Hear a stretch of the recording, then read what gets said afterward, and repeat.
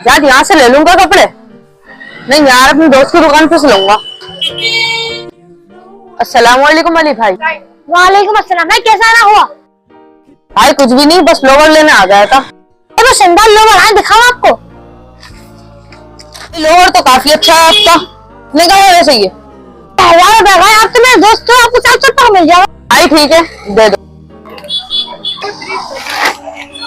लो भाई आपका लोवर। लो भाई पैसे।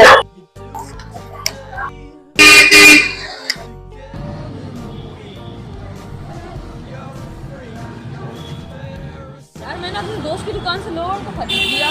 अब यहाँ पे और देखता हूँ कितना का है कि लोवर। भाई क्या चाहिए? भाई मुझे कुछ चाहिए तो नहीं, मैं बस ये पूछना आया था, आपके पास ये वाला लोवर मिल जाएगा? मिल जाएगा भाई, मिल जाएगा।